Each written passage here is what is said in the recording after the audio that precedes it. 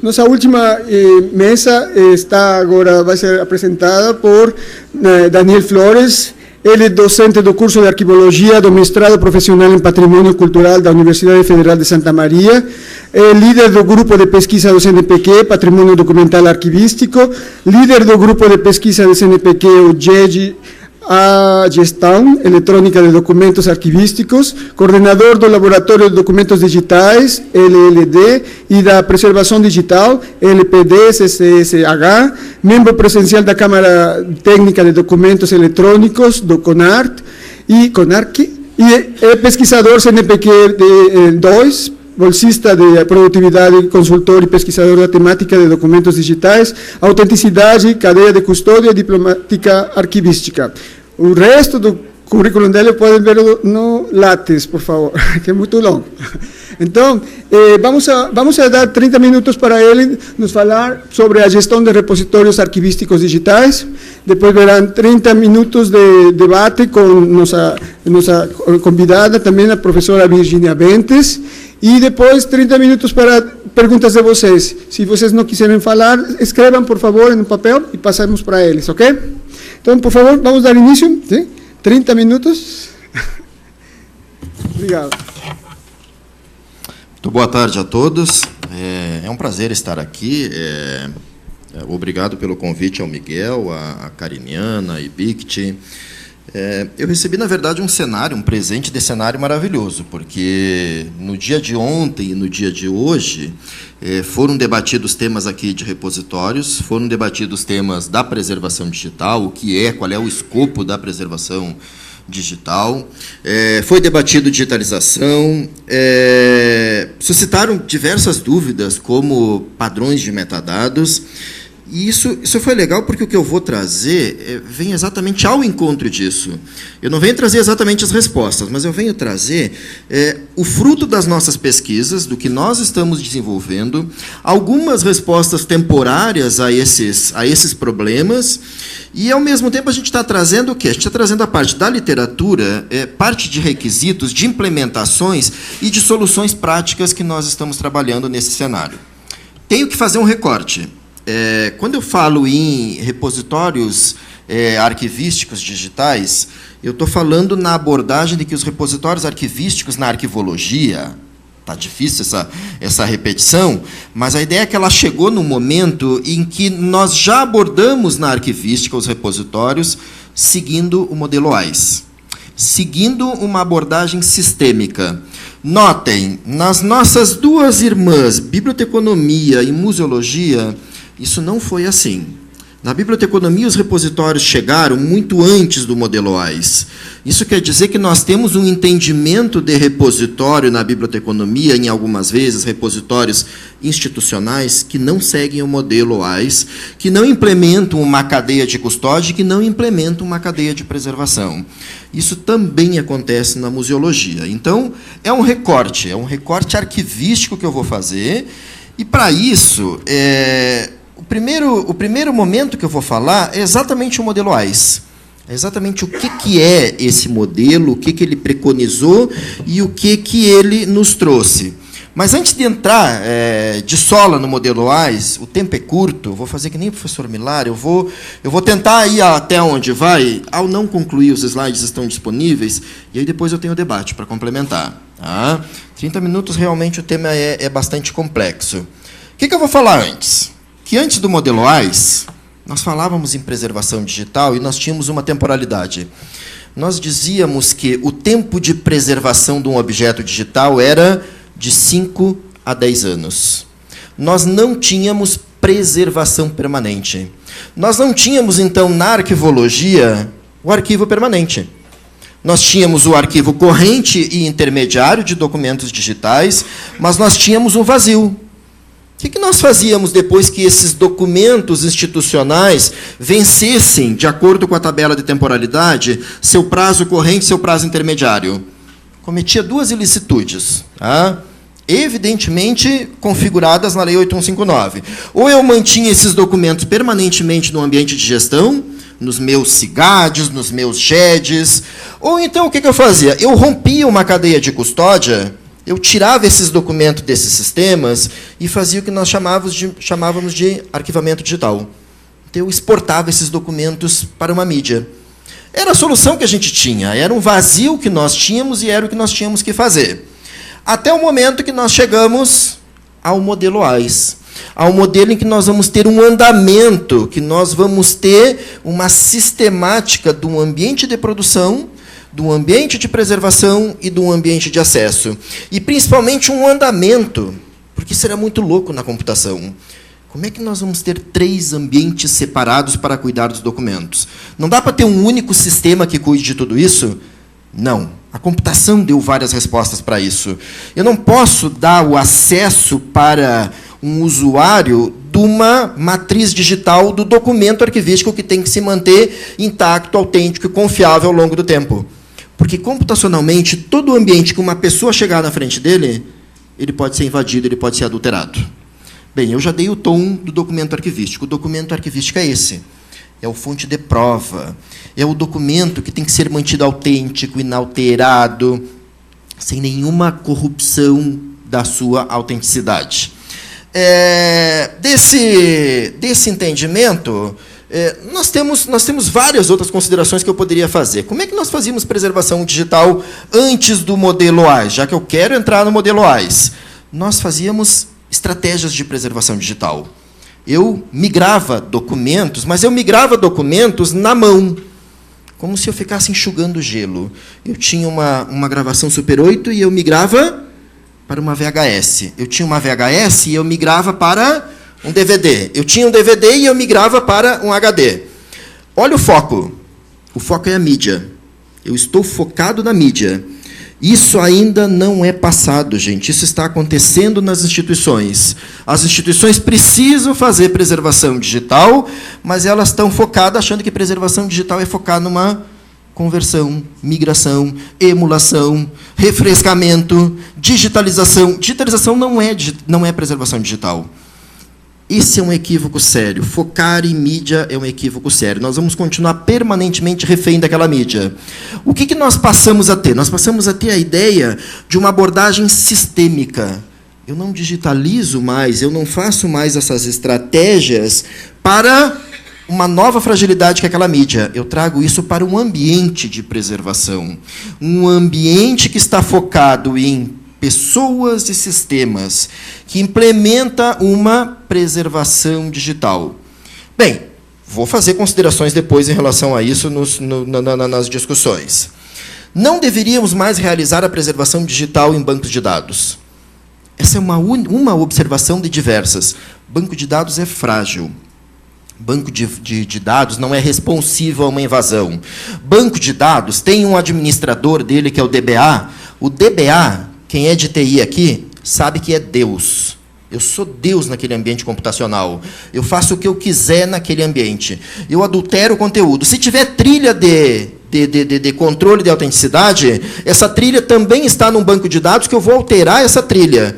Isso não é autenticidade. Isso não garante não repúdio. Isso não garante não repúdio, ou seja, a fonte de prova está comprometida.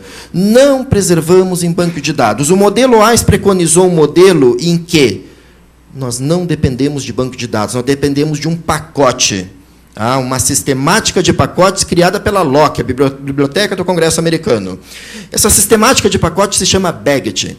É um formato de encapsulamento de documentos, de objetos digitais e de seus metadados. Então, não mais em banco de dados. Vocês viram, então, que eu vim construindo vários argumentos.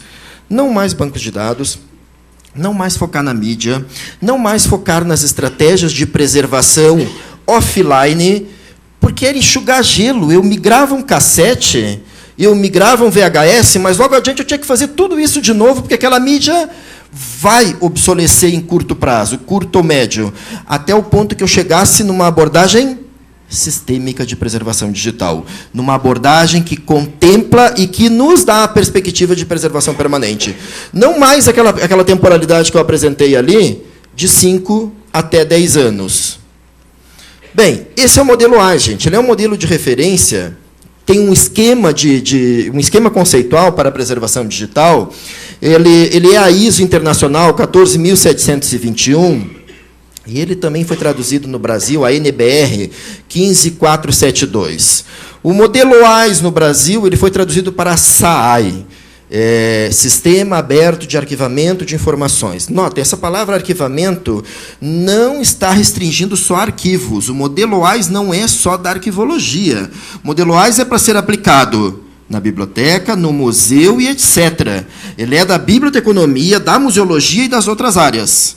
Interoperadas essas áreas de preservação digital com a tecnologia da informação, com o profissional de TI. Eu vou falar logo adiante disso, porque o profissional de TI ele assume um papel preponderante nessa preservação digital.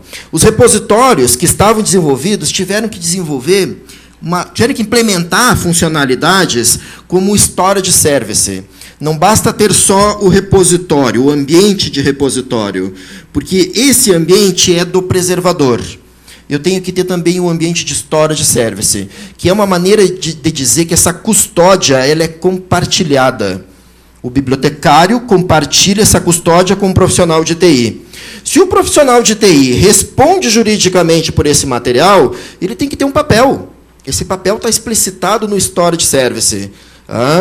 A mesma coisa para a arquivologia. Se eu responsabilizo o arquivista em relação àquele material ali custodiado, o profissional de TI também tem que ser responsabilizado. Não basta um profissional da preservação, um museólogo, cuidar do repositório, mas se não houver um cuidado lá na área de TI, lá nos storages, lá no armazenamento, lá nos apontamentos. Então, esse sistema foi criado uma espécie de um workflow, uma sistemática de interoperabilidade, que, inclusive, foi-se perdida um pouco da autonomia que eu tinha, por exemplo, um arquivista, um bibliotecário, um museólogo, de apagar um objeto digital diretamente do repositório. O repositório digital não permite a exclusão. Eu faço um pedido de exclusão, de dupla checagem, com blind review, que vai cair lá no storage service, em que o profissional de TI vai ter que concordar, com o parecer alimentado pelo profissional de preservação digital. Se esse profissional de TI aqui, que agora passa a ter um papel, que fica registrado em metadados PREMES, olha, a gente teve que construir metadados específicos para documentar esses eventos, essas sistemáticas de preservação digital. Tudo que acontece, registro de fixidez, alteração, migração feita pelo sistema, não mais migração feita pelo ser humano. Por quê? Porque se eu faço a migração de uma VHS ou de um Super 8 para um HD, para um DVD, quem diz que eu não alterei essa digitalização no momento da digitalização? Não basta o controle exclusivo no processo de digitalização. O controle tem que ser feito por um ambiente, por um sistema que vai interoperar esses pacotes. Esse ambiente ele preconiza 3 entidades externas. Ele preconiza o produtor, ele preconiza o administrador e ele preconiza o consumidor. Essa é a terminologia do modelo AIS norte-americano que foi elaborado. Nós temos aqui, então, o produtor, nós temos o ambiente de preservação e nós temos o ambiente de acesso, de difusão, de descrição, de representação da informação. Esses são os 3 ambientes, ou as 3 plataformas que a gente tem no modelo AIS. Notem que já aparece aí o nome dos pacotes, mas eu vou falar logo adiante. No ambiente de produção, eu tenho o CIP, o pacote de submissão. No ambiente de administração, de repositório, de preservação, eu tenho o AIP. Esse é o meu foco, gente. O meu foco não é o CIP. O CIP é transitório.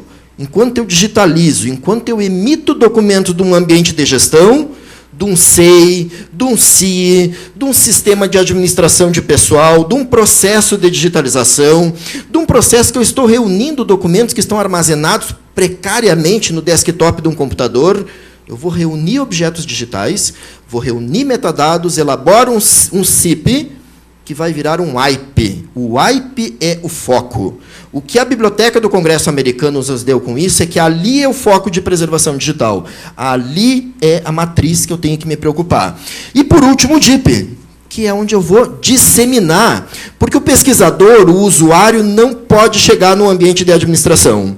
Quando eu faculto o acesso de um usuário no ambiente de administração de preservação, ele perdeu a segurança, ele perdeu a estabilidade, ele perdeu o princípio de não repúdio. Isso foi complicado, tanto para a área de arquivo, tanto para as áreas irmãs, quanto para a área de computação. Gente, eu estou falando que eu vou copiar esses documentos, eu vou ter mais cópias do que a matriz? Sim. E aí nós tivemos que criar regras para esses documentos. A matriz é a original. A matriz de um vídeo é um matrosca vídeo. A matriz de um documento digitalizado é TIFF, mas a derivada não é TIFF, a derivada é menor.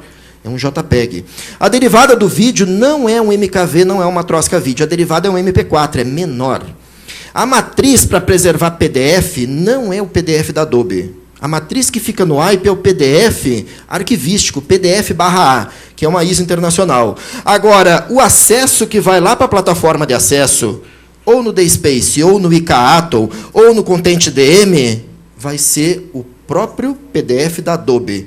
Menor, mais simplificado, ocupando menos espaço. É uma derivada de acesso.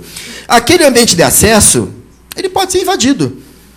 Porque quem administra o ambiente de acesso é o ambiente de repositório, é o ambiente de preservação.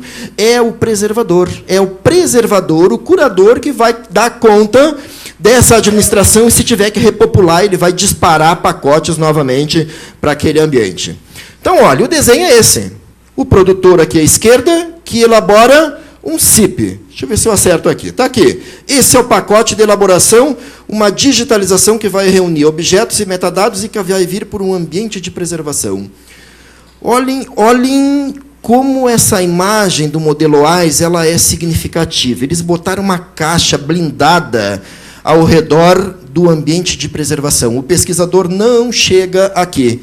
É um ambiente blindado, ele está numa zona militarizada, computacionalmente falando. Já o acesso, gente, o acesso é lá na plataforma de acesso, no usuário, através do pacote DIP, de disseminação.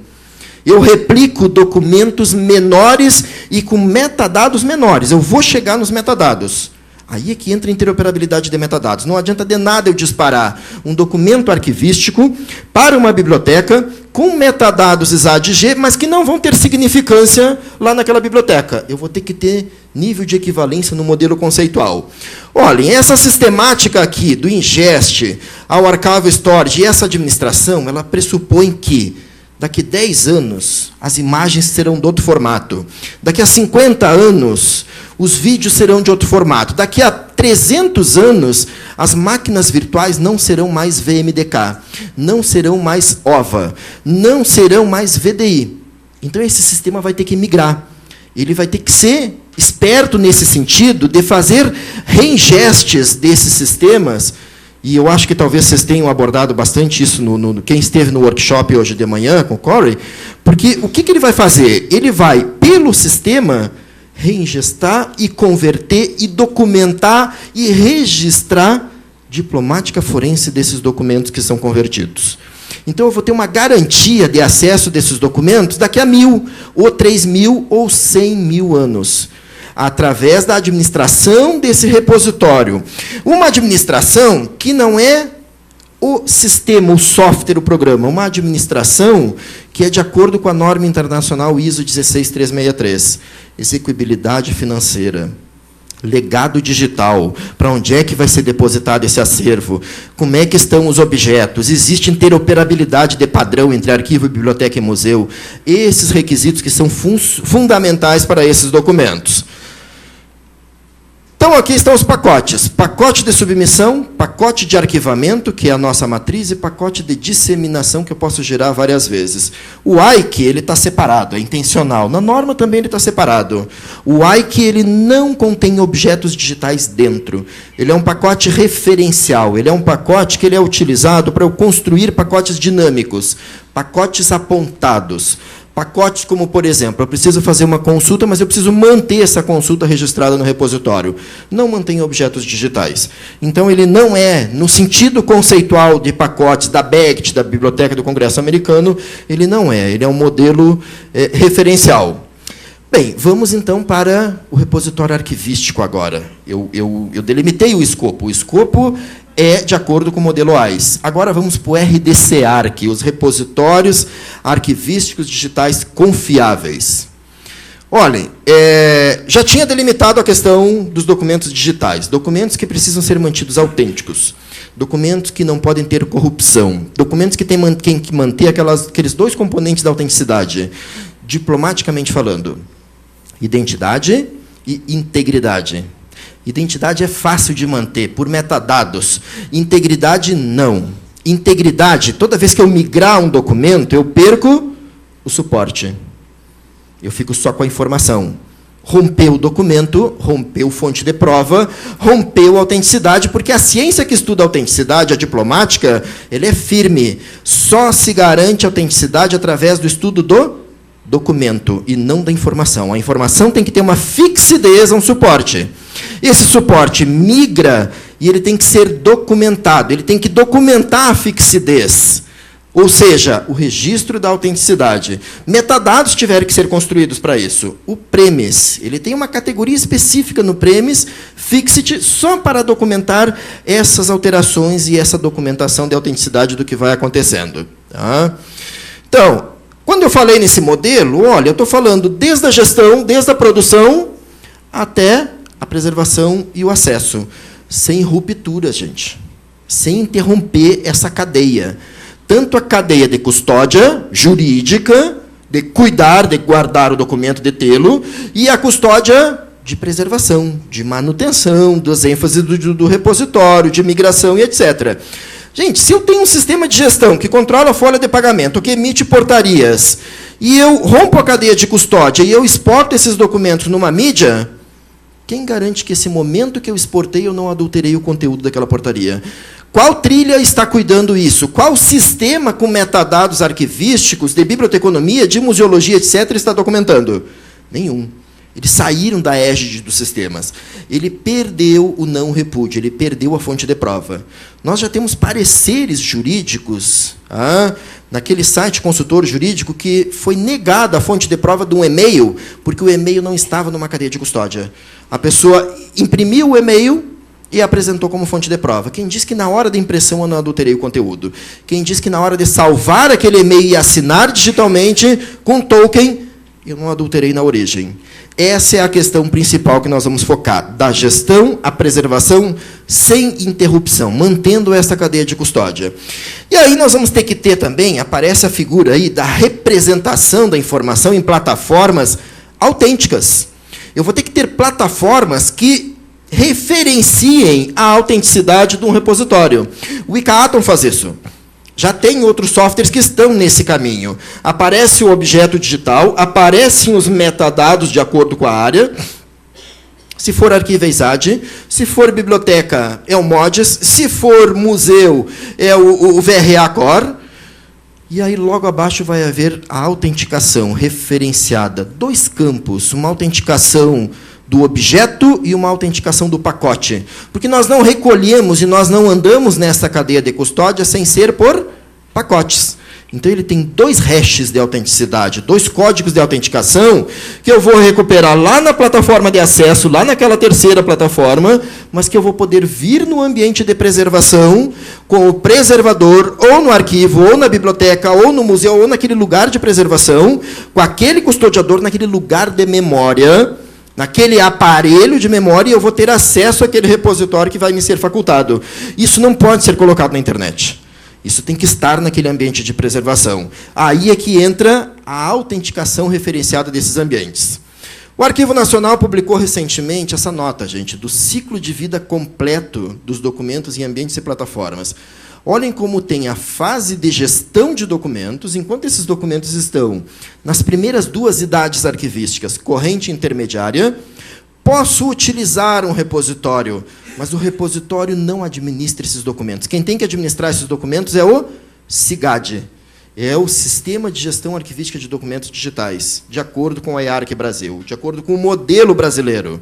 Modelo norte-americano, DOD 5015. Modelo europeu, MOREC. Modelo brasileiro, IARC.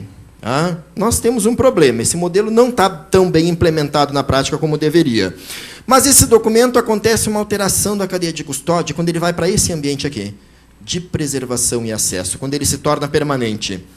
Tem um imperativo jurídico, legal, Eliminar um documento do corrente intermediário que não é permanente não configura crime, configura uma ilicitude, mas não está tipificado na lei como crime. Mas esse aqui, sim, esse aqui configura. É por isso que esse tem que ter uma blindagem, aquele arquivo permanente. Nós não podíamos dizer que nós tínhamos arquivo permanente enquanto nós não tínhamos o modelo OAIS. Porque o OAIS não me garantia. Antes do OAIS eu não tinha essa garantia. Eu tinha 5 a 10 anos. Eu não tinha princípio de não repúdio. Eu não tinha o princípio de manutenção da cadeia de custódia. Agora sim nós temos o modelo OAIS. Um modelo que eu consigo dar aula, explicar o funcionamento dele, o empacotamento, da mesma forma, num curso de arquivologia, da mesma forma, num curso de biblioteconomia, da mesma forma, num curso de museologia. Vamos empacotar documentos, vamos reunir objetos digitais com metadados específicos em um container criado pela LOC, que é o BEGT, para poder fazer o andamento nessa cadeia de custódia. Esse é esse modelo que foi apresentado pelo Arquivo Nacional, está lá na nota técnica 03, e ela preconiza também que eu não tenho que ter mais, ela simplificou aqui no Brasil, que eu não preciso mais ter aquele sistema complexo, aquele super SIGAD que nós tínhamos, que ele tinha que contemplar todos os documentos da instituição. E isso era um problema. Ele simplificou e ele colocou uma figura que é o sistema de negócio. Eu posso ter um SIGAD de cada sistema de negócio. Eu posso fazer um SIGAD só para portarias, que vai interoperar na cadeia e vai fazer a preservação.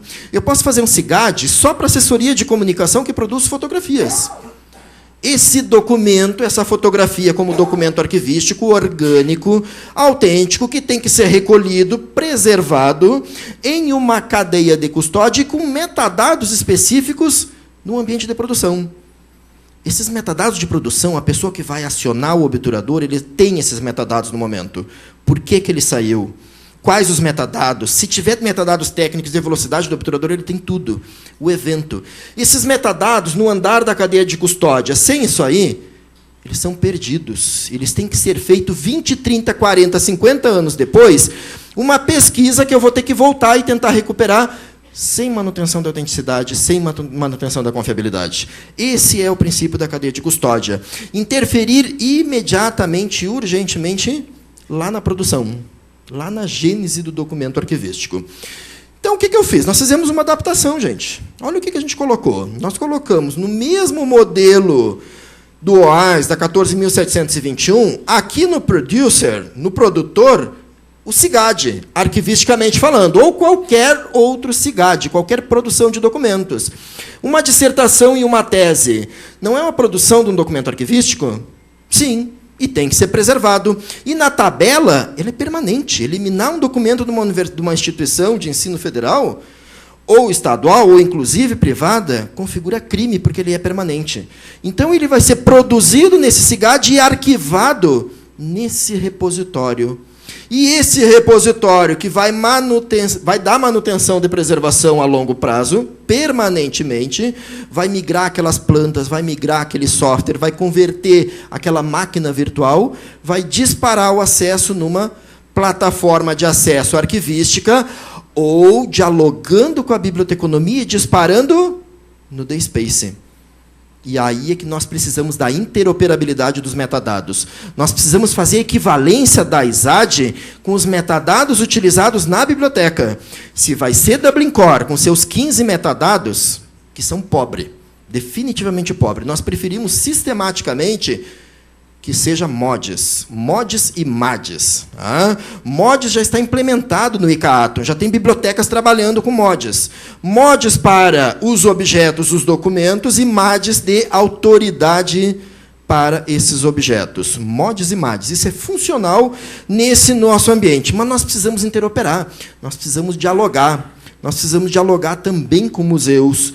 Ou seja, a biblioteca precisa se empoderar de algo que é seu, que é o modelo OAIS, que é entrar nesse modelo de cadeia, de custódia e de preservação. Então, esse desenho que foi feito aqui foi uma adaptação do modelo OAIS. Esses vermelhos não existem na norma original. E aí eu apresento, até porque vocês estiveram conversando com o Corey falou ontem, do Arquivemática, que é um dos sistemas de software livre de repositório. Analisando arquivisticamente, é o repositório que mais contempla os requisitos. Ele chega à totalidade dos requisitos arquivísticos para ser um RDC-ARC. Sim, o Arquivemática. Tem mais um que é o RODA, que é o Repositório de Objetos Digitais Autênticos de Portugal. Também software livre. Mas ele tem alguns requisitos que ele não contempla eficientemente. Olhem como o desenho do Arquivemática é exatamente o modelo AIS. O modelo AIS implementado na prática. A Arquivemática também é um repositório que não é só arquivístico. Houve essa ideia no início, mas não. A Arquivemática, posso ter um mesmo Arquivemática com um pipeline para arquivo, um pipeline para a biblioteca, um pipeline para o museu, um pipeline para a TV digital, um pipeline para um setor de TI que desenvolve código para aquela instituição e que, ao fim e ao cabo, é documento arquivístico. E que, ao fim e ao cabo, um cidadão pode solicitar esses documentos. Assim como dados de pesquisa que são produzidos numa universidade e que são documentos arquivísticos, são registros institucionais públicos, se não fere privacidade e não está classificado em grau de sigilo, qualquer um de vocês pode solicitar via Lei de Acesso à Informação, a 12.527. Vocês podem chegar no portal e solicitar. Eu quero dados de pesquisa do professor Daniel Flores, lá de Santa Maria, sobre repositórios arquivísticos. E eu tenho que responder vocês em 20 dias. Mas a minha instituição vai ter que me dar uma infraestrutura para eu preservar isso, gente. Eu vou ter que colocar esses dados de pesquisa que são arquivísticos antes de qualquer coisa, para ser preservado num ambiente arquivístico, para ser disseminado num ambiente de acesso. E aí tem que ser reconhecido. Os arquivos não têm trabalhado nessa expertise, e as bibliotecas, sim. As plataformas de acesso de dados de pesquisa têm sido muito mais efetivos na biblioteca do que nos arquivos, mas preservado nos arquivos como fonte de prova, como registro autêntico. Então, olhem só, essa gestão dos RDC-ARC, dos repositórios, é o modelo WISE e ele apoia o CIGAD quando ele vem desta cadeia de custódia ininterrupta, desse ambiente pleno que nós estamos falando. Aí está o documento que vocês têm que baixar, gente. Todos têm que ter esse modelo, essa resolução 43 do CONARC, que diz que um repositório digital, para ser arquivístico, ele tem que tratar a navegação multinível dos documentos, ele tem que manter a autenticidade, ele tem que manter a integridade, ele tem que converter os documentos. Se eu submeto para o repositório um documento com vírus, ele tem que retirar o vírus. Se eu submeto para o repositório um formato proprietário, ele tem que migrar esse formato proprietário para um formato aberto. Essa é a presunção de acesso no futuro. DSpace faz tudo isso? Não, ele não é um repositório arquivístico, ele é um repositório digital, ele serve para um repositório institucional. Mas, para o documento arquivístico, fonte de prova, não posso utilizar um repositório desses. Temos cobrado o time de desenvolvimento de DSpace que fizesse essa implementação. Além do Arquivemática, além do RODA. São sistemas que implementam efetivamente esses requisitos que nós precisamos. Então, olha só, no corrente intermediário, se eu tiver um RDC-ARC, um repositório, ele é só um componente do CIGAD. Só. Agora, se eu tiver ele no ambiente de preservação e acesso, ele é o arquivo permanente digital. Ele é aquele lugar de memória, aquele lugar de preservação. O que eu, cidadão, vou ter que começar a cobrar das minhas instituições agora? Que antes eu cobrava. Onde é que está o documento que tem que ser preservado, o documento analógico? Ele foi recolhido para o arquivo permanente. Tem um arquivo da cidade, tem o arquivo municipal. Olha, já fui chamado de tempo aqui. Então, vamos tentar correr um pouquinho. Eu vou ter que ter esse lugar e eu vou ter que cobrar esse lugar de armazenamento. Tem que ser mantidos e preservados em RDC-ARC. Gente, isso está lá na resolução 43 do CONARC. Tem que, é diferente de deve. Tem que. A diplomática exige que esses documentos sejam autênticos, sejam mantidos confiáveis, seguros e verificáveis, analisáveis. O Código do Processo Civil, a Lei 13.105, diz que eu posso utilizar imagens de documentos, mas que eu tenho o poder de analisar esses documentos. Eu tenho o direito de que, se um advogado utilizou uma imagem digitalizada para me acusar, eu tenho o direito de arguir a falsidade daquele documento e eu tenho garantido que tem que ser apresentado o original para uma análise forense. Tem um PLS maluco aí, a PLS 146, um projeto que visa digitalizar e eliminar documentos. Vocês têm ideia do direito que tira de vocês? Vou poder montar um documento digitalizado sobre vocês? num processo falso e vocês não vão ter como arguir a falsidade, vocês não terão mais acesso ao original para isso. Então, precisamos desses sistemas, precisamos de uma interoperabilidade do modelo de gestão para virar de preservação, precisamos de uma cadeia de custódia que eu vou digitalizar documentos, fazer arquivamento e disseminação. A digitalização de documentos, gente, não leva o documento, é uma representação do original, única e exclusivamente. Não é o objeto do documento, não é documento digitalizado. Tá? É referencial, não é preservação digital, porque eu posso focar nesse objeto e deixar de lado o original, e perder o original fonte de prova. Tá?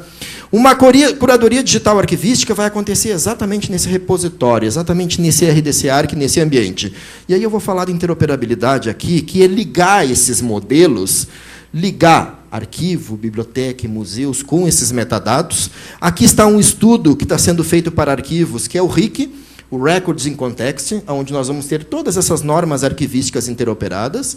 Aqui está o Dublin Core no ICAATOM, que são os 15 metadados que nós julgamos bastante pobre enquanto efetividade de representação da informação. Aqui está a MODES para material bibliográfico, uma implementação tanto do Light quanto o Full MODES, e o MADES para as autoridades no ICAATOM. Aqui está o binder utilizado em museus, com o VRA Core como metadados de museus. Então, vocês viram que cada área tem os seus metadados já implementados nesses ambientes. Tá? Aqui está o binder que tem esse sistema com arquivemática e com ICAATOM. Aqui tem uma preparação de pacote, que eu iria comentar, mas fica nos slides para vocês darem uma olhada.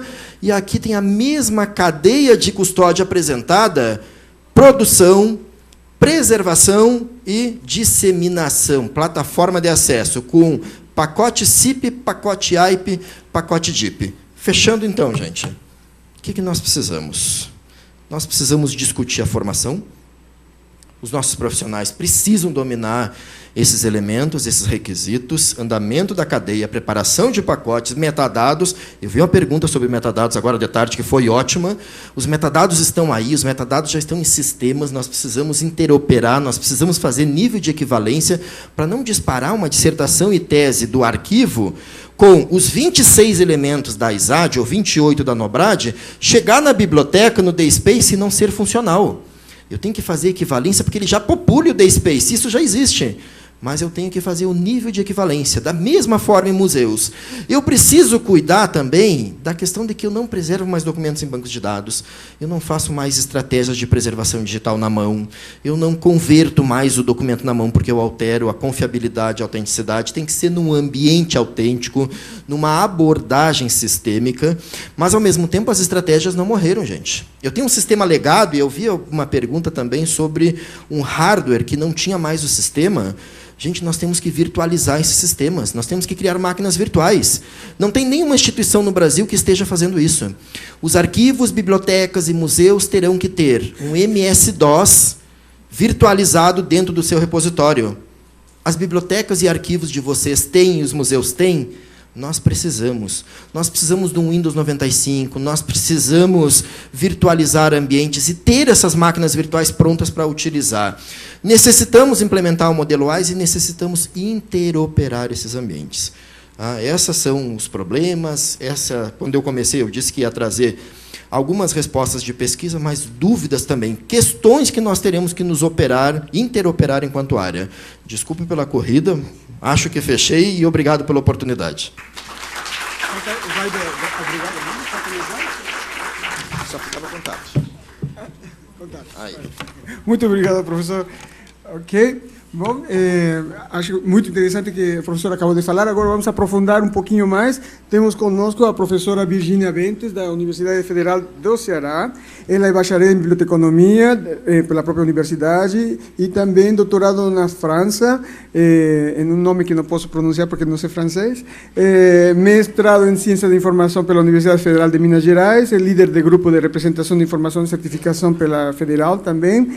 E também idealizou e colocou em prática o projeto de biblioterapia no estado do Ceará, conjuntamente com a professora Juliana Busse, elaborou o projeto de portal de periódicos científicos da Federal e tem livros e artigos publicados no campo de ciência da informação. Então, resumindo, o lápis dela tem mais informação. Queria convidar vocês, por favor, passarem aqui na mesa. Sim, vamos fazer o debate. E tem 30 minutos para perguntas da debatedora. Obrigado.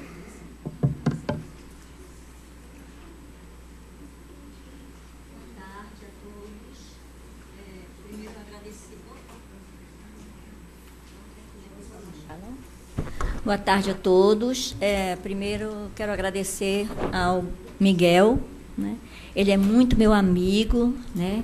E ele me coloca em enrascadas, não é isso? Por isso que ele me chamou para cá, né? Eu, na realidade, Miguel, eu acho muito bacana essa proposta do evento, né? Eu acho que está se consolidando cada vez mais, né? E eu acho que esses eventos, eles trazem propostas muito interessantes, teóricas e práticas, né? Porque numa proposta dialética é muito difícil que você consiga trabalhar numa perspectiva completamente epistemológica sem que você traga as questões práticas para serem discutidas, não é isso? E essa é uma questão que é fundamental para a gente trazer para cá. Eu não sou especialista na área de arqueologia, né? Mas eu sou questionadora. Então, é por isso que eu estou aqui nessa perspectiva, né? E eu venho colocando essas questões pelo fato de eu também ser professora, né? E me dá essa condição de eu discutir essas questões, né?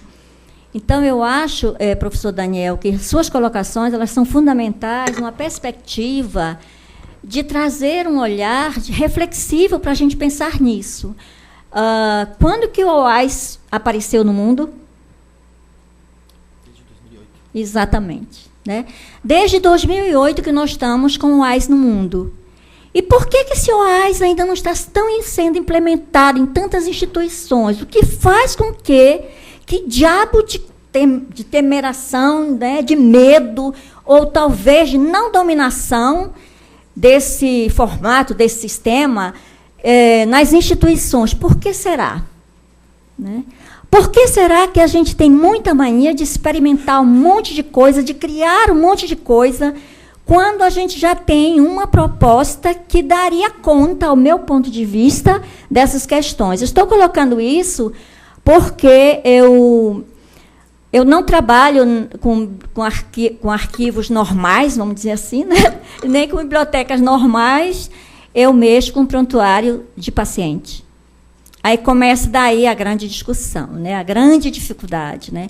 Prontuário do paciente, como vocês sabem, todos vocês aqui têm prontuário, desde que vocês nasceram. Se nascerem numa maternidade, vocês já têm prontuário, né? Se vocês não nascerem numa maternidade, mas provavelmente todos aqui já foram a um consultório médico, odontológico, psicológico, psiquiátrico, né? E tudo. Então, nós temos prontuários por onde a gente anda. Não é isso? E essa questão de ter prontuários por onde a gente anda, a gente não tem uma representação de nós. Para onde nós formos, nós temos que pensar em prontuários.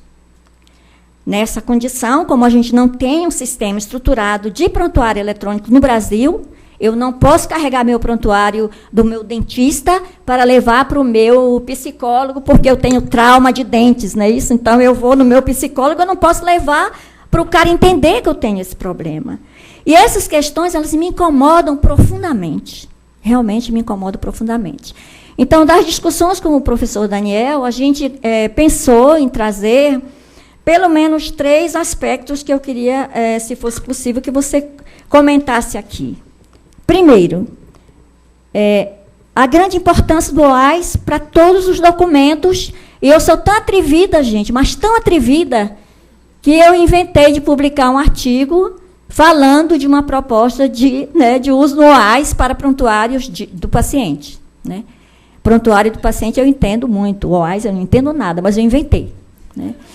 Eu inventei porque eu gosto de desafios, eu gosto de coisas novas.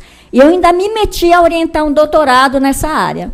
Estou com uma aluna de doutorado na Universidade Federal da Paraíba, que ela vai propor, né, o modelo realmente de prontuários com muita profundidade, porque esse outro foi só uma brincadeirinha, mas eu acho que essa brincadeirinha provocou discussões, e é isso que eu acho que a gente está aqui. Porque quando a gente não tem discussões, gente, a gente não avança. A gente só avança no momento que a gente duvida. Não é isso?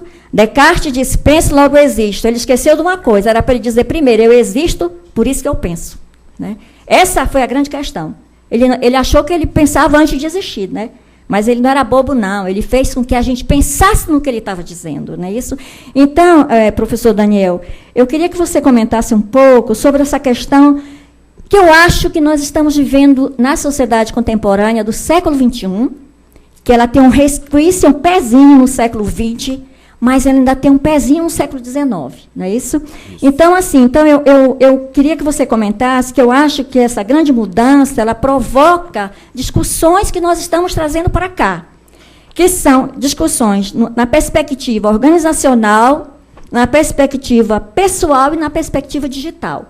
Como é que você vê isso numa proposta, né, trazendo a questão do OAS para cá? Né? Como é que você vê isso, por favor? Agora, tendo respirado, tendo descansado um pouquinho dos meus 30 e alguns minutos, né, Miguel? A professora Virgínia, ela mal chegou aqui, eu já fui lá interpelá-la, né, Regina? Virgínia, nós estudamos o artigo dela, publicado na RDBCI, na revista lá da Unicamp, onde ela abordou a questão dos repositórios, e foi muito corajosa, né? Ela foi ferrenha na questão de dizer, para existir preservação digital, nós vamos ter que abordar essa problemática, essa complexidade. Está com essas palavras no artigo, né? Não é simples, nós não dominamos, o artigo não tem presunção nenhuma, o artigo está muito bom. E o artigo diz exatamente isso, de que como é que nós vamos continuar tratando documentos arquivísticos, tratando PEPs, prontuários eletrônicos do paciente, sem fazer arquivamento, sem fazer preservação. Mantendo esses documentos num ambiente de gestão ad infinitum eternamente, num ambiente que eu posso até caracterizar como uma ilicitude. Manter o documento nesse ambiente de gestão quer dizer que eu estou mantendo ele num epistema próprio da gestão que permite avaliar, eliminar, classificar, adulterar. Ele não está num epistema próprio de preservação que está no modelo OAS. E alguns sistemas estão sendo construídos, não é, Virgínia? Vários sistemas da área de saúde para tratar a complexidade do documento PEP, o documento prontuário eletrônico de paciente, o RES, e nós podemos ir além do hospital. Eu poderia dizer no hospital uma problemática do tipo, alguém daqui, um familiar meu, é objeto de uma intervenção num hospital, andando numa estrada, num hospital distante, onde esse hospital não tem um sistema de arquivamento em modelo OAS, ele tem todos os seus registros em bancos de dados. Familiar meu, quando tem. Mas tendo em banco de dados, no futuro um familiar quer entrar com uma ação e solicitar, olha, houve um erro médico ali. Gente, olha a facilidade de que se o diretor tem acesso ao profissional de TI daquele hospital, chegou aquela demanda judicial para fazer análise daqueles documentos, não, altere aquela prescrição. Pronto, é um registro de banco de dados, é a coisa mais simples. Não tem nada de arquivo, nada de biblioteconomia, nada de empacotamento lock. Não obedece os padrões, não foi feito um pacote para ser recolhido, não tem documentação, não tem trilha. Ou seja, esse PEP é autêntico, esse registro? Não, ele não tem confiabilidade nenhuma. Ele não tem autenticidade. Ele além da possibilidade do próprio gestor, da própria pessoa envolvida, eu posso ter, por exemplo, uma adulteração que não autorizada à distância, inclusive. Porque esses sistemas, na maioria dos casos, a matriz, o objeto, o IP está numa plataforma acessível a todo mundo. Que um hacker pode chegar, um profissional especializado em sistemáticas de invasão, pode chegar e fazer a invasão daquilo ali. Bem, essa é a questão. A aplicabilidade é necessária e urgente tanto para hospitais, tanto para as pessoas, um médico, um dentista. Gente, vocês pensaram no legado do médico, por exemplo, que vem a óbito? Todos os prontuários que ele tem sobre as pessoas, o que ele vai fazer com aqueles registros? Isso ultrapassa a questão médica, gente. Isso ultrapassa o PEP. Aí vem o que a Virgínia também disse. O que está acontecendo, por exemplo, com as fotografias institucionais de vocês? Estão em uma abordagem de uma cadeia, de um andamento do modelo AIS de preservação? A digitalização, quando vocês digitalizam documentos, vocês têm representantes, e vocês inferem uma estratégia de preservação de repositório de modelo AIS, ou vocês digitalizam e colocam numa mídia, colocam num portal que é frágil, e dão uma presunção de acesso a um documento que pode ser adulterado, que não tem confiabilidade. Então, isso ultrapassa, ou seja, todos os documentos que precisam ser preservados e ter acesso a longo prazo, precisa abordagem do modelo AIS. Esse modelo AIS, ele é fruto da pesquisa, ele é fruto de análise, ele é fruto de implementações, ele tem softwares que implementam essa metodologia, ele é fruto de padrões de metadados que foram implementados.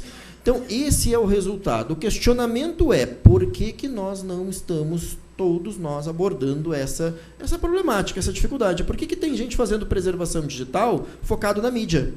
Ainda, hoje. Por que tem gente fazendo preservação digital e não faz pacote? Por que por mais que eu não tenha o ambiente de preservação, pelo menos eu não faça pacotes da LOC, da Biblioteca do Congresso? Já é uma estratégia de preservação. Por que eu não tenho virtualização? Então, tem um gap na formação. A gente vai ter que cuidar disso. Tanto a formação clássica, universitária, graduação, a pesquisa, como a gente vai ter que ter alguma coisa de educação continuada. Isso é um dever nosso, né? A academia vai ter que se preocupar, as associações vão ter que se preocupar. Esse retraso que existe todo não vai poder continuar. Nós não vamos poder continuar fazendo o que nós vimos fazendo, de não sabermos os metadados, os empacotamento, a sistemática, o andamento, a questão da análise forense. E aí, o que é a contribuição principal desse artigo, que a Virgínia tentou minimizar, mas não é para minimizar de maneira nenhuma. Isso foi um deleite para o nosso grupo de pesquisa, porque ele foi lá e a primeira literatura que a gente encontrou, científica, que diz, olha, os prontuários de paciente têm, sim, que abordar esse modelo. Nós queremos saber das bibliotecas também. Como é que estão as teses e dissertações de vocês? Elas estão numa abordagem de cadeia de custódia? Ou tem instituições que estão apostando, por exemplo, num depósito de uma defesa de dissertação e tese num DVD. Tem inúmeras instituições, isso é um absurdo, é foco na mídia. Um DVD pode ser facilmente adulterado. Retira aquele DVD, coloca outro DVD com uma página de plágio, devolve naquele mesmo depósito. E acabou com a vida daquele pesquisador. Ou, no mínimo, suscitou uma investigação que a gente sabe dos desafetos que acontecem institucionais. Isso é um problema. Ou então, a crença do original desse documento está só lá na plataforma de acesso. Não está na preservação. Eu só estou fazendo acesso. Eu não tenho preservação digital. Eu não tenho abordagem sistêmica de um ambiente, de uma migração sistêmica, de uma conversão sistêmica documentada com metadados premiums, sob a égide disso que a gente está investigando, mas que nós já estamos praticando, que já tem instituições, já tem gente presente aqui, tem a Neiva da comissão da UFSM, tem a Débora, que é membro da comissão também, da comissão dedicada aos documentos institucionais, que já tem essa cadeia de custódia plena. Nós já temos documentos lá, como o Diário de Classe Digital, que nasce no ambiente de gestão, que prepara pacote com seus metadados, que recolhe e que faz um CIP para virar AIP num repositório, numa arquivemática e difusão numa plataforma de acesso no Wikaatom. Então, é isso que a gente vai ter que abordar. Eu acho que esse é o tom, e aí fica os parabéns pelo artigo da Virgínia. Bom, obrigada, professor Daniel. Eu queria fazer uma outra colocação aqui, que é mais uma provocação. O que eu mais me impressiona nesse meu país é, por exemplo, a quantidade de padronizações, de normas que existem numa perspectiva de preservação digital, e a gente não consegue fazer com que as pessoas comprem essa ideia. Não sei se vocês aqui já devem estar utilizando o SEI, né? O SEI é uma proposta que está sendo implementada pelo governo, exigida pelo governo. Lá vai Virgínia Bench ser chamada, eu não entendo nada de SEI, mas fui chamada, mas eu vou lá para questionar. E aí, como é que está a relação do Arquivo Nacional com a nova legislação, que é a 03, não é isso? Com relação ao SEI. E aí, cadê o diálogo? para fazer uma gestão. Eu fico muito incomodada com isso, né? O que é que você tem? Você teria condição de comentar sobre isso enquanto gestão? Que eu acho fundamental, gente. É tão séria a questão da produção do documento arquivístico nas universidades e a gente não se dá conta disso. Né? Só para dar um exemplo, você pode ter um professor, um servidor, que ele tenha 2 famílias e uma família não sabe da existência da outra, e ele paga pensão para uma e para a outra. E aí, como é que eu vou fazer isso se as famílias não sabem? O cara morre, como é que vem a questão de pensão? Né? São questões para a gente pensar, gente, são questões muito sérias, são dados sensíveis muito sérios, e nós estamos nesse fogo. Essa é uma questão. A outra é do próprio prontuário, quando as instituições, né, dos planos de saúde estão entrando na privacidade das doenças das pessoas, pedindo informação nas empresas, quantos atestados médicos a pessoa colocou numa empresa com determinada doença para ele não mais ter o fornecimento, né, desse plano de saúde, que é pago, inclusive. Então, entra numa documentação arquivística, como é que nós vamos pensar isso? São questões que eu trago para a gente trabalhar, como é que eu vou fazer uma gestão desse tipo de coisa. Então, por gentileza, eu queria que você pudesse falar um pouco sobre isso. Virgínia, obrigado. Do SEI. SEI é um software, é o Sistema Eletrônico de Informações, desenvolvido pelo 4º TRF do Rio Grande do Sul. E ele foi um sistema desenvolvido para dar conta do processo judicial. Desculpa, processo administrativo, mas no judiciário. Não no executivo, não no legislativo. Essa era a ideia dele. Ele trouxe algumas questões oriundas do seu nascimento, como, por exemplo, ele tem a ideia de dossielizar tudo. Tudo vira dossiê, tudo vira processo. Isso não pode acontecer no legislativo e no executivo. Eu não posso culturalizar esses outros setores de acordo com o sistema que vem de outro setor. Então, olha só, essa é só o começo da ideia do SEI, de tentar dossielizar tudo. O SEI também, ele não tem a implementação da avaliação plena. O SEI também não faz o arquivamento. O SEI faz a mesma coisa que faz o prontuário eletrônico de paciente. A ideia de que um sistema de gestão, modelo OAS, naqueles 3 ambientes ou 3 plataformas, produção, preservação ou administração e acesso. O que o SEI faz? O SEI fica focado só aqui na fase da produção. E a ideia de que eu vou manter esses documentos em banco de dados ad infinitum, autênticos, confiáveis, seguros, sob hipótese alguma. Inclusive questão jurídica nessa questão. Nós precisamos fazer arquivamento. Esses documentos, ao vencerem a sua fase corrente intermediária, a sua fase de gestão de documentos, então eu estou falando que o SEI é entendido como um CIGAD já. Não era para ser esse o caminho, não era. Nós não gostaríamos. O caminho foi todo errado. O MPOG errou muito nisso. Nós gostaríamos do desenvolvimento de um sistema informatizado de gestão arquivística de documentos com os 392 requisitos do EARC Brasil. Não foi assim que foi construído. Foi pego esse sistema, foi feito um convênio lá com o 4º TRF, só que esse SEI agora ele está no Brasil inteiro. Obrigado. Ele está em tudo que é universidade, ele está em prefeituras, ele está em governo do estado, ele está no Brasil inteiro. Não há mais volta. Não há. Administrativamente nós sabemos que não. Qual foi, então, o desenvolvimento do Arquivo Nacional? O Arquivo Nacional fez um estudo, seus especialistas do Arquivo Nacional, servidores, desenvolveram um estudo sobre o SEI. Esse documento está online, a análise do SEI, de acordo com os requisitos do EARC Brasil, e esse documento está publicado lá na página do Arquivo Nacional, chegando a 30 e poucos % de requisitos atingidos. E uma média de não atingimento de 60 e poucos % de não atingimento de requisitos funcionais, ou seja, daqueles 392. Alguns não foram passíveis de análise de acordo com a questão metodológica, e também porque eu não poderia ter acesso, aquelas pessoas que analisaram não poderiam. Esse é o documento. Gente, o Arquivo Nacional agiu, então, com o diálogo que tentou com a MPOG, mas esse diálogo não foi profícuo. Não foi. Os documentos do Arquivo Nacional estão feitos. O EARC Brasil está aí para todos vocês. A nota técnica 03 do CONARC está aí para vocês. A resolução 43 do CONARC está aí, dizendo que os documentos não podem ficar no corrente intermediário. Eles têm que ser arquivados. Gente, isso é um entendimento que não é só para digital. Aquela ata do conselho, analógica em papel, ela não pode ficar lá na Secretaria do Conselho. Lugar de documento permanente é onde? No arquivo permanente. Nós temos que conscientizar as pessoas. Gente, a preservação inferida lá naquela Secretaria de Conselho não é arquivística, não é aconselhada. Eu estou fragilizando aquele documento. Esse documento tem que ser recolhido, ele tem uma temporalidade clara nos documentos de classificação e temporalidade. Resolução 14 do CONARC para a área meio e a tabela e o plano do SIGAMEC. Tem pesquisadores, tem historiadores hoje que vão usar a lei de acesso e olham exatamente esses dois documentos. Eu quero fazer uma pesquisa, eu faço via LAI. Eu olho o código de classificação desse documento, eu sei que ele é permanente e eu vou pedir via lei de acesso. Se ele não me der, se o gestor não me der, o gestor acabou de confessar cometimento de crime, porque ele eliminou um documento que ele deveria ter preservado. Ele eliminou permanente, artigo 25 da Lei 8.159. Então, notem, esses documentos, esses sistemas tinham que ter implementado.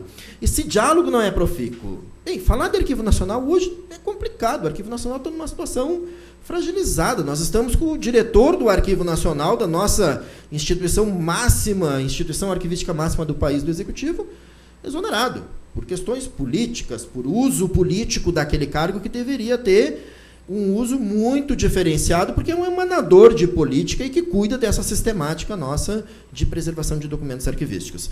Então, esse é o cenário. O que a gente tem de extraoficial, de informações que tem vários estudos.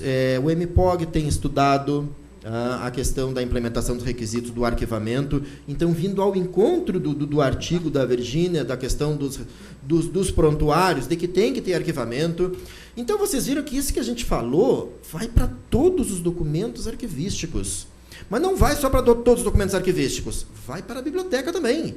As bibliotecas têm que cuidar porque elas têm que fazer preservação digital. A biblioteca não pode implementar uma biblioteca digital trabalhando só na última plataforma, no acesso.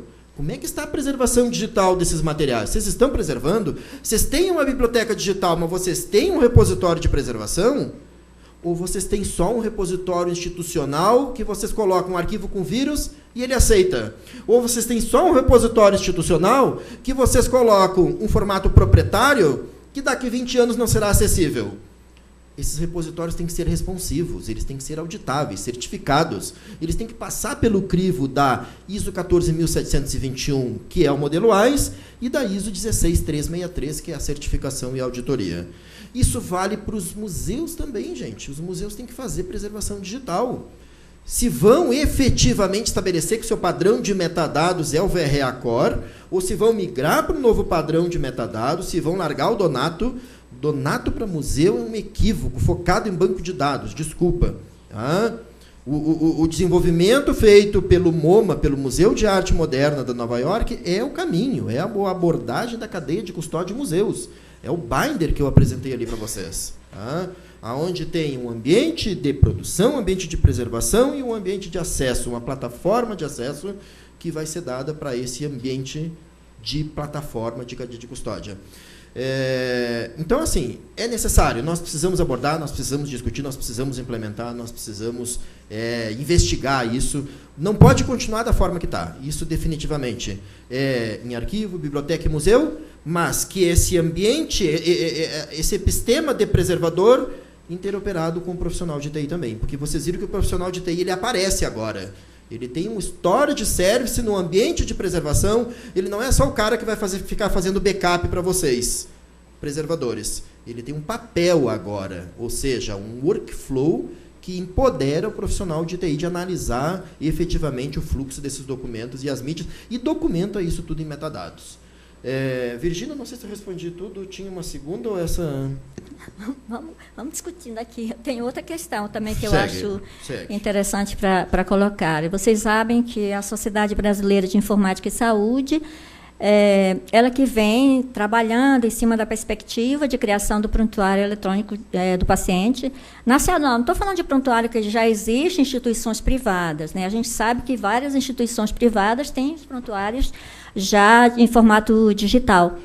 Mas com relação aos hospitais públicos, às instituições públicas de saúde, como são os hospitais, as UPAs, os postos de saúde, etc., no final do ano passado foi colocado que eles deveriam ter, já, os prontuários eletrônicos, já. Né? Uhum. E aí, não se viu um diálogo, por exemplo, com maior rigor entre a SBIS, por exemplo, e o Arquivo Nacional, como um organismo maior. E aí eu começo a pensar que o OAS seria o mediador, seria o grande elemento de mediação dessa discussão. Você poderia falar se houve alguma coisa, como é que está isso, está tendo esse diálogo, não está? Eu sei que necessário ele é. Né? Não está.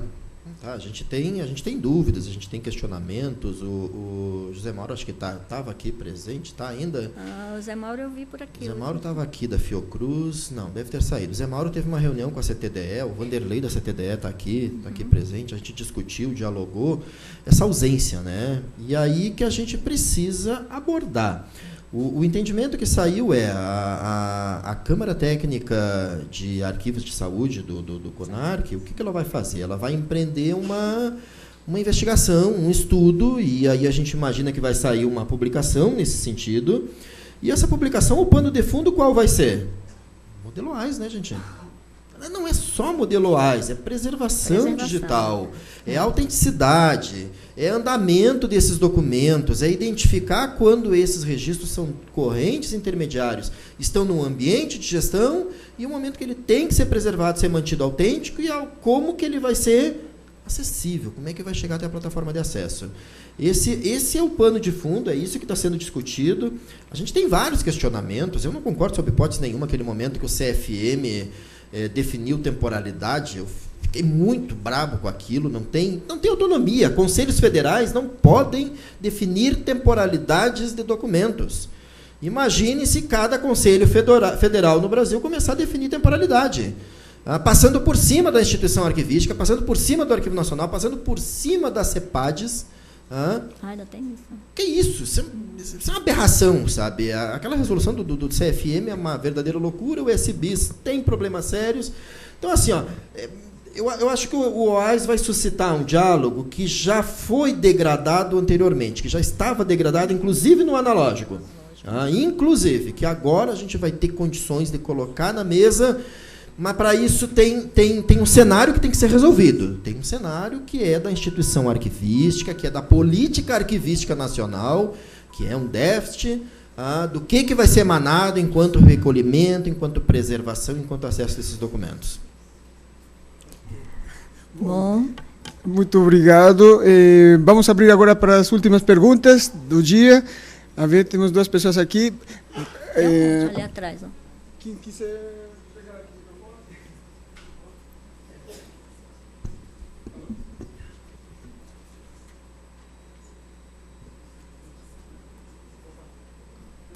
Eu acho que normalmente aí num trequinho assim, ó.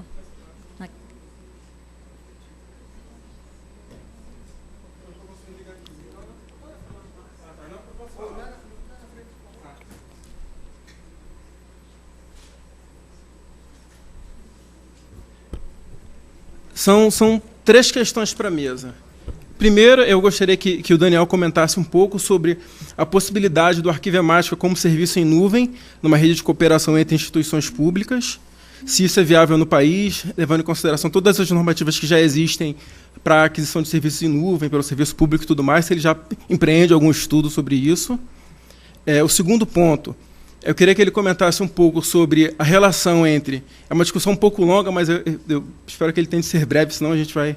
Que é sobre o PLS 146, CIGAD, RDC-ARC e assentamentos funcionais, que parecem coisas separadas, mas muito pelo contrário, está tudo no mesmo bojo. Eu tive uma reunião no planejamento há pouco tempo atrás sobre os assentamentos funcionais digitais, em que um dos técnicos do planejamento disse, não, porque a gente vai digitalizar e vai eliminar, mas eu falei, mas como assim eliminar? Não, mas a lei a gente muda, a gente está mudando a lei. Eu falei, enfim. E uma outra coisa, que é um gancho com o que a professora falou, seria a aplicação da norma EARC e do RDC-ARC para os sistemas de gestão de prontuários. É isso que a Câmara Técnica pensa fazer. Tá. Vamos lá. Bom, nem Nem agradecer as perguntas, foram fantásticas, né? A primeira questão do Arquivemática como serviço, como nuvem. Arquivemática já é próprio para nuvem. O Arquivemática ele já constrói uma nuvem privada. Ao ter um Arquivemática levantado enquanto serviço, mesmo que dentro da minha instituição, ele é uma nuvem privada. Pronto. Ele vai ser um container, um ambiente de repositório que vai receber pacotes. A única coisa é que essa nuvem ela tem uma peculiaridade do modelo OAIS, da ISO 14721. Ela não pode estar aberta. O reitor, o governador, o prefeito, a autoridade máxima daquela instituição, ela não loga no Arquivemática. É isso. O Arquivemática só tem 2 usuários, 2 administradores. Um administrador do ambiente de preservação, que é o dashboard, que é o preservador. Então, vamos entender, se está num arquivo é o arquivista, se está numa biblioteca é o bibliotecário, se está no museu é o museólogo, ou os outros preservadores envolvidos naquele ambiente. Então, é isso, ele tem um administrador que é aquele ali. E o outro usuário, que é um outro serviço independente, que é o Storage Service. Então, olha só, são 2 serviços, 2 servidores computacionais que funcionam, em que esse aqui é o painel e esse aqui é o Storage Service. É algo que na computação não é muito comum, mas a gente usa. Tem o Storage Service da Oracle, que a gente trabalha em ambientes computacionais complexos. E aí eu tenho um único Storage Service para todos os outros ambientes de acesso que existirem. Se eu tiver biblioteca, museu, TV, etc., todos vão estar interconectados ao mesmo Storage Service, ao mesmo profissional de TI. Olha uma coisa que acontece com isso. Nessa nuvem que é construída, sai aquela autonomia que existia do arquivista, dele decidir a mídia. Era o arquivista que decidia a mídia, era o bibliotecário que decidia a mídia, e era o museólogo que decidia a mídia digital. Isso foi identificado como um equívoco, computacionalmente. O arquivista não tem formação técnica para tratar da mídia, para analisar, para acompanhar, para tratar a mídia de preservação digital. Isso veio para o profissional de TI. Ele que assumiu esse papel de cuidar da mídia, numa camada de independência do Storage Service. Esse Storage Service, ele tem todos aqueles apontamentos para cada um dos pacotes e para cada um dos pipelines.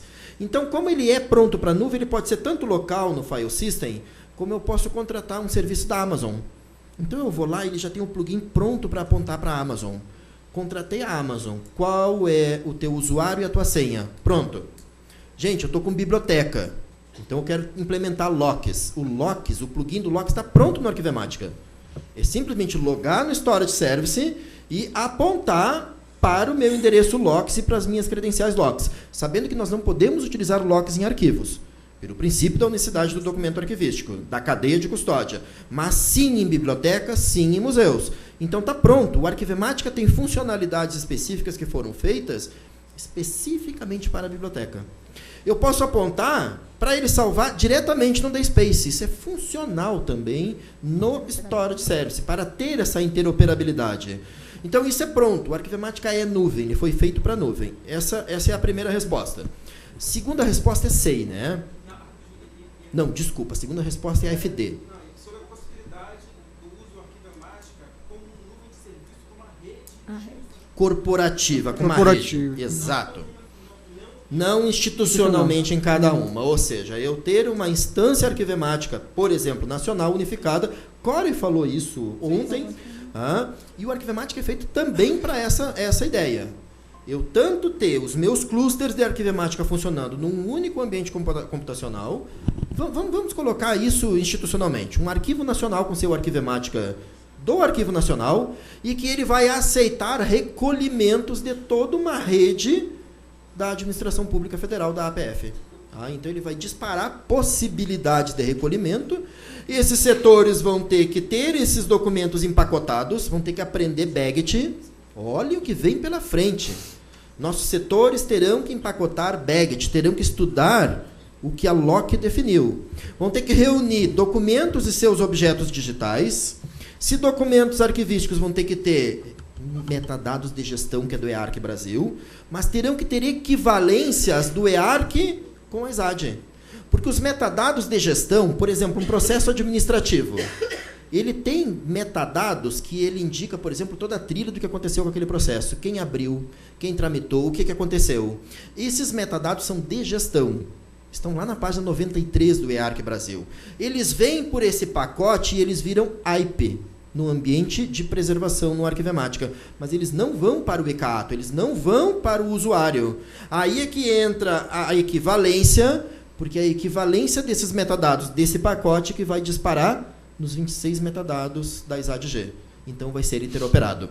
Agora notem, Arquivo Nacional já tem também um entendimento nisso. Arquivo Nacional e CTDE. O AN Digital já foi dialogado numa atividade que o nosso grupo de pesquisa de Santa Maria da UFSM teve, num curso do Arquivo Nacional, e que o Arquivo Nacional revelou que a sistemática seria qual? Da ideia desse repositório nacional, como é o repositório de Portugal. Portugal tem um repositório nacional, que é o RODA, que funciona 100% no seu território. Então, não estamos falando de ficção científica aqui. Só que lá é RODA. Tá? Aqui é Arquivemática, que foi definida a plataforma. Se dispararia, por exemplo, iniciando com as universidades, a Cláudia Lacombe manifestou isso, de que as universidades teriam que ter já um repositório, ter o seu Arquivemática com documentos lá recolhidos, e que o Arquivo Nacional, ao autorizar, faria o recolhimento daquele pacote da universidade para cá, passaria pelos microserviços do repositório até virar um IP, e aí essa unidade dispararia via REST API para aquela universidade eliminar aquele pacote lá, ou seja, está preservado aqui no Arquivo Nacional. E aí a gente desonera aqueles repositórios institucionais temporários arquivísticos para chegar até aqui. Essa é a nuvem, esse é um modelo de nuvem funcional. A outra instituição, ela primeiro que ela tem essa função de gestão, segundo um repositório, arquivemático. E esse arquivemático dispararia CIPs ou dispararia AIPs? Aí é que está. CIPs, se ele estiver na fase de gestão, corrente intermediário. O Arquivo Nacional, tecnicamente, não vai conseguir autorizar todos os documentos antes de tornar-se permanente, virem tudo de uma vez para o Arquivo Nacional. Nós vamos ter vários documentos permanentes nessas universidades, nesses setores, que já estão na fase permanente e que terão que ser preservados num repositório, mas que não recebeu autorização do Arquivo Nacional. Porque o storage vai ter que crescer, vai ter que ter uma política aí de crescimento. Então, o que o Arquivo Nacional vai fazer? Não, eu não autorizei ainda a UFSM a recolher. Vocês vão ter que esperar mais 2 anos ou 6 meses. Então, eu vou ter IPs. IPs que, quando o Arquivo Nacional me autorizar, eu vou ter uma autorização de UID, que esse IP vai vir, vai ser processado, microserviços, arquiva e dissemina na plataforma de acesso no ECAATO. Aí sim, aquele IP lá vai ser eliminado e vai ser referenciado ao IP do Arquivo Nacional. Vamos ter espaço para mais uma pergunta? Sim? Sim, mas aqui, ela está esperando. Pode ver? Tinha mais, desculpa. Se quiser, novamente, até porque são importantes, tanto a do AFD, a eliminação, a PLS, que é uma loucura aquela eliminação. Por favor. Obrigada pela mesa, pela temática. Voltando um pouquinho naquela questão que vocês colocaram do gap da formação, então, será que a gente não precisa também uma abordagem não só técnica, né? Ou que eu fico pensando o seguinte: quantos hospitais realmente têm os profissionais para que possam orientar as instituições? Não temos. Nas universidades, será que a gente não está precisando ter uma gama maior? Por exemplo, os hospitais eles têm que passar por certificação. Esses processos de certificação em nenhum momento aponta essa necessidade. Aquele hospital vai ser certificado desde que ele também tenha aquele ponto de preservação, né? E aí eu fico pensando que essa discussão ela é maior, mais ampla, né, socialmente. Tem um gap na educação que tanto não a cultura de biblioteca, de arquivos, de museus não tem, quanto será que a gente também não precisa ter uma amplitude de ação para que a gente possa sensibilizar a sociedade e a gente ter mais momentos de ação, que realmente hoje fica muito restrito ao segmento nosso, bibliotecário, arquivista e museólogos. Obrigada. Exato, obrigado. Olha só, eu posso... É que eu tratei da questão da formação, porque é um gap que a gente tem, a gente precisa tratar, mas existem vários outros gaps que nós precisamos intervir. Agora, não adianta de nada eu focar na formação, não adianta nada eu botar um excelente profissional num hospital, não adianta de nada eu ficar trabalhando com essa micropolítica nos setores enquanto eu não tiver uma política emanada. Não adianta fazer uma excelência lá na UFSM. A UFSM tem uma cadeia de custódia, não adianta fazer na Unicamp, que tem uma excelência também. A Neire do Rocio é a coordenadora do CIARC, eles têm a plenitude. Eles têm o CIGAD dele com os requisitos e tem a questão do repositório. Vanderlei está aqui também tem, a Câmara está nesse caminho. Sabe? Não adianta enquanto não houver uma política. Pronto, gente. Cadê a política arquivística? Não vai adiantar de nada. Nós vamos continuar refém do que está acontecendo aí, de instituições que a gente chega para dialogar e a instituição elaborou uma normativa e não sabia o que era modelo AIS. E nunca ouviu falar em ambiente de preservação.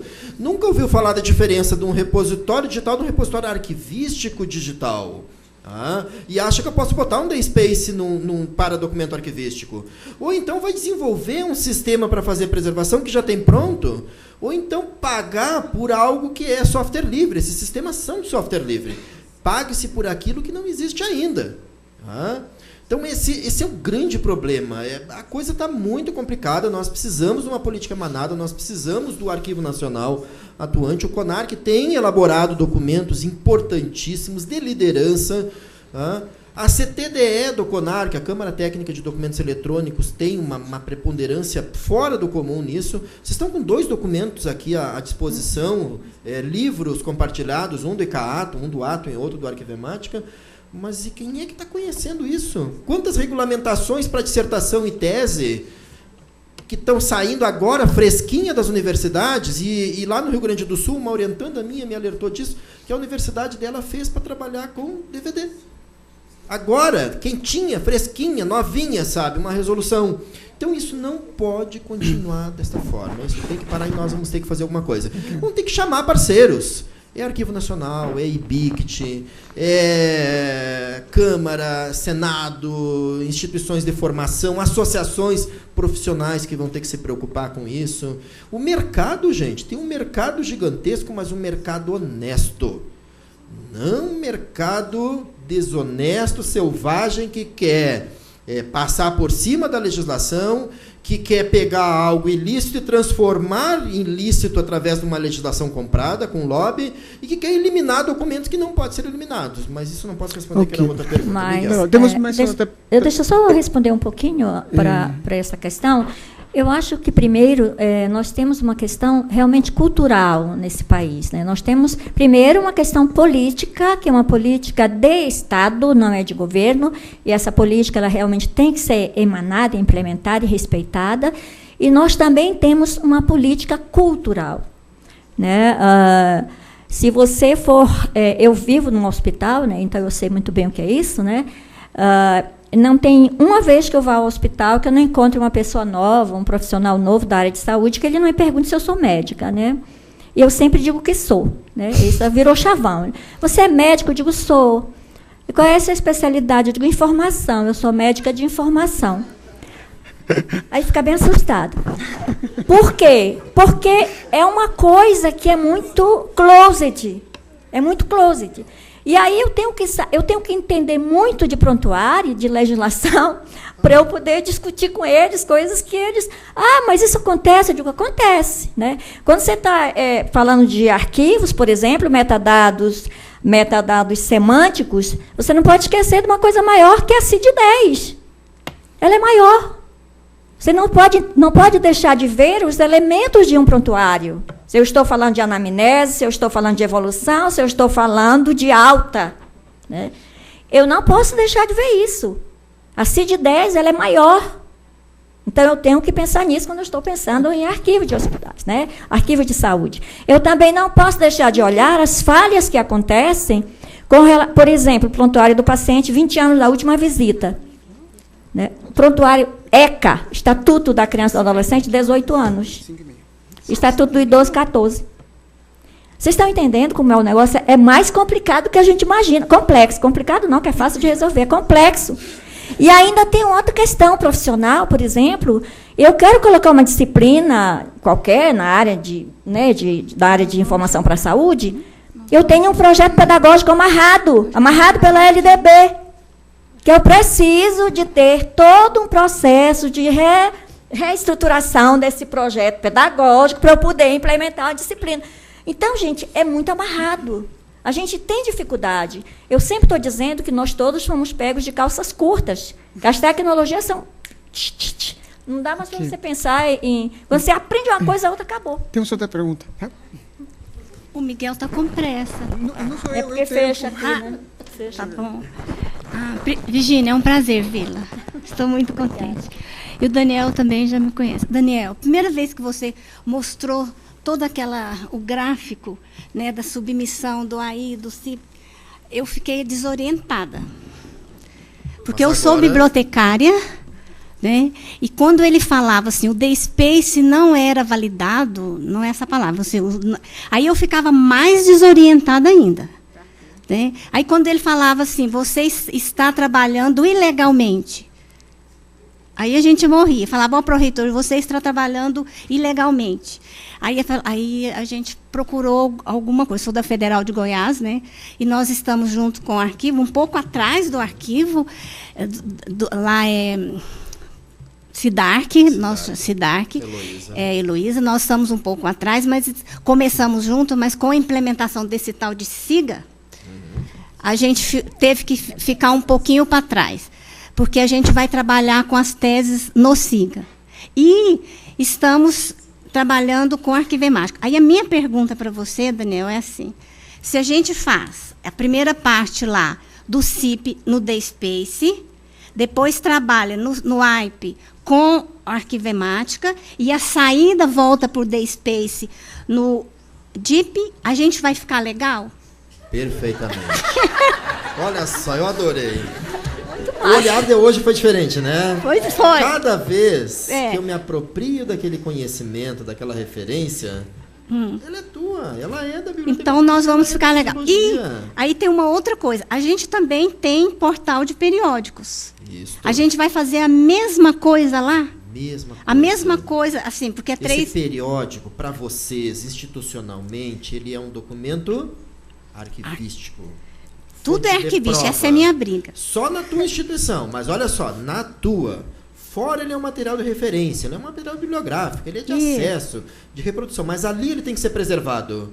Isso foi muito suscitado com a Lei de Acesso à Informação. As pessoas estão usando muito. Não uma quantidade alta de pessoas, mas aqueles que estão se empoderando da Lei 12.527, elas estão pedindo esse documento por lei. E se eu não dou, e se eu perdi, eu tenho um pacto legal naquilo ali. O periódico, o website de vocês está sendo preservado? Sim. Ele é documento arquivístico? Gente. Tudo você me pergunta. Tudo no mundo é documento arquivístico, esse é a cabeça roda. Institucionalmente, dentro da tua instituição, em consecução das atividades ou funções do órgão, estão classificados e avaliados na administração. Esses documentos têm temporalidade, eles têm que ser preservados, o cidadão pode pedir. Eu posso solicitar para a instituição de vocês, eu quero o website de vocês do ano de 2005. Não. Todos vocês podem me dar? Essa é uma questão, vocês têm que preservar, isso é documento, fonte de prova. Ele tem que ser preservado. Tem metodologias para preservar websites. Foi falado ontem também. Sistemática do Web Archive. Faz um freeze, um congelamento no final de ano, num 31/12 ou num 10 de janeiro, ou qualquer data, em que ele congela aquele website, prepara um CIP, e esse CIP vem para a arquivemática, para o ambiente de preservação. Se não for arquivemática, vamos tirar o nome. Amanhã depois pode não ser mais arquivemática, mas vai ser a nossa literatura. Eu não sou dependente de um software de uma marca. Eu sou dependente de pacotes arquivísticos, pacotes de biblioteconomia, pacote de museologia, CIPs, AIPs e DIPs, que tem que andar. E que o AIP é o de preservação, que vai estar num ambiente confiável, seguro, auditável, blindado segundo a ISO 14.721. E que vai ser dado acesso naquela plataforma de acesso que eu quiser. DSpace, ContentDM, ICAATO, etc, etc, etc. Esse modelo de vocês é perfeito. Olha como você se empoderou de algo que num primeiro momento parecia Era horrível. Extremamente complexo. Era É o horrível. estudo que a orientanda da Virgínia está fazendo. É complexo, mas eu tenho como me empoderar dele, eu tenho como estudar. São referenciais nossos. Os referenciais somos nós. Quando o SIGA ficar pronto, por exemplo, vamos pegar as teses e dissertações. Os alunos vão fazer o depósito, o povoamento, lá no SIGA. Aí vai passar por todo o sistema até chegar no DSpace, daí vai usar o arquivemático. Aí também vai ficar legal. A minha questão é só se vai ficar legal ou não. Exatamente. Agora, essa é a questão. Tem resoluções, tem normativas novinhas saindo agora, com diálogo com biblioteca, com diálogo com pró-reitoria de pós-graduação e pesquisa, que estão profundamente equivocadas, ou não, profundamente mal informadas. Não, nós temos uma resolução da Pró-Reitoria de Pós-Graduação, 1403, de 25, mais ou menos, de junho de 2016. Nessa resolução, ele diz que vai só receber as teses e dissertações por meio digital. Então, nós começamos em 26 de julho de 2016, a receber só digital. Só que nós estamos recebendo por e-mail. Aí você vai me matar e vai falar que estou ilegal. Mas tudo bem. Eu não poderia parar de receber, porque ia ficar... Quantas nós fizemos? 1.600 poucas. Quando chegasse o SIGA, que fala assim...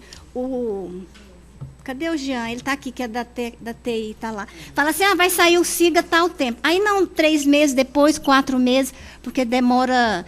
Tem recursos, tem que fazer a customização de tudo, então a gente... Se eu puder complementar, aproveitando isso, porque assim, para fazer essa cadeia de custódia das dissertações e teses, que é documento permanente, que é passivo de ser criminalizado a sua eliminação, não é só no SIGA, gente. Eu posso fazer isso com o SEI. Eu posso usar o SEI para fazer o recolhimento de uma dissertação e uma tese. As universidades de vocês não têm portal do aluno? Tem. Também. O próprio portal do aluno pode ser o depositador do aluno. Eu deposito ali. Pós-graduações tem também. Exatamente. Então, eu estou produzindo num ambiente autêntico, com a minha conta, com o meu login. Esse documento com os metadados vai preparar um CIP que vai chegar ao ambiente de preservação, vai fazer o recolhimento, o arquivamento, num repositório arquivístico digital confiável, num RDC-ARC, que pode nem ser arquivemática, que pode ser o RODA, que pode ser outro, mas tem que ter os requisitos da resolução 43 do CONARC. E que vai dar o acesso, vai disseminar, ou no ICAATOM, ou no DSpace, ou na plataforma adotada. Obrigada. Bom, desgraciadamente acabou o tempo, são 5h30, pontuais, e queríamos agradecer à mesa por essa belíssima palestra e debate, e assim fechamos nosso terceiro Simpred deste ano.